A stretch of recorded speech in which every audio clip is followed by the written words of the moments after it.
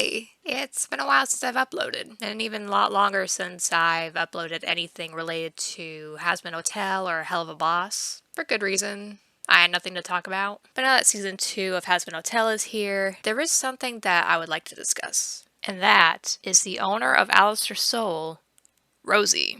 I think it's safe to say that the majority of people agreed, with Lilith and Alistair having been gone for 7 years, that she's the one that had a hold of his soul. I can honestly say I did not see Rosie coming. However, I have theorized in the past that there is much more to her than we know. I'm just going to say right off the bat, the theory that Rosie is Lilith in disguise, I don't buy it one bit. And while I'm at it, I don't think that this person right here is Eve pretending to be Lilith. I think everybody is who they say they are. Well, maybe not Rosie. And I say that because in Alistair's backstory, while he was living, he summoned her and gave up his soul so he could be the most powerful sinner in all of hell. Now, unless Alistair wasn't looking for a specific person, just some rando with power in hell, it's highly unlikely that he would just go for some random overlord. I mean, humans in the living world, they've no concept of the hierarchy in hell. How is Rosie able to make contact with him, being a nobody in the human world?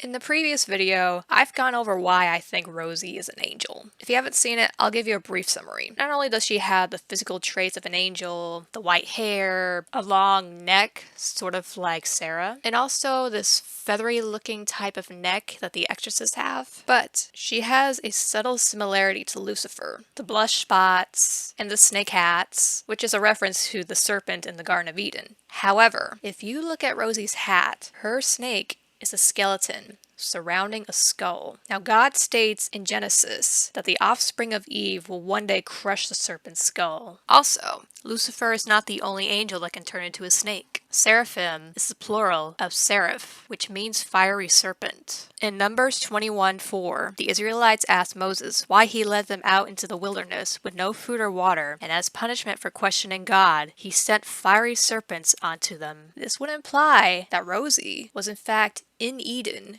during the time of Adam and Eve. In Hello Rosie, she hears Charlie out about her relationship with Vaggie. She states, "It can be difficult to admit to things you're not proud of, especially if those things hurt the ones you love." The way she said it indicates that she's done something she regrets and will be revealed in a later episode, or most likely a later season. I wholeheartedly believe that Rosie betrayed Lucifer in Eden, and I have proof taken from the Lesser Key of Solomon. In the preliminary definition of magic, the name Rosie is mentioned, though as the title of a fraternal organization called the Fraternity of the Rosicrucians. Who are the Rosicrucians? According to Rosicrucian.org, they are a community of philosophers who study natural laws in order to live in harmony with them. Their main symbol is a rosy cross, the rose being female and the cross male. While the meaning of the cross is just a theory, a book called The Teachings of the Rosicrucians of the 16th and 17th centuries is filled with symbolic duality, one of which is the tree of good and evil knowledge. This tree holds two types of fruit,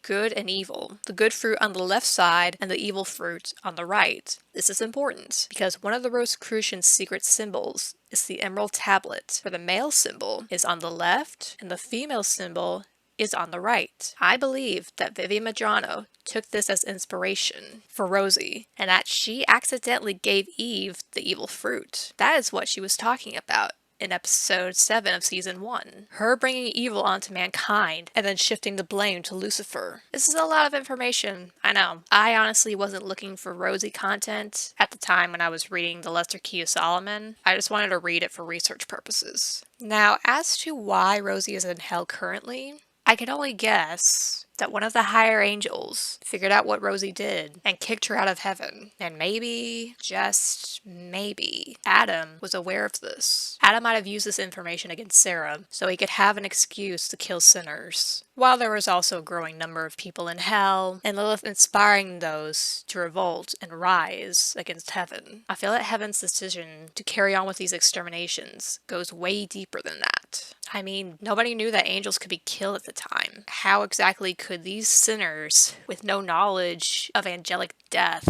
could actually rise up against heaven? But yeah, that's all I have for you today. Hope you enjoyed. Like and subscribe, ring that bell, and I'll ring it right back to you.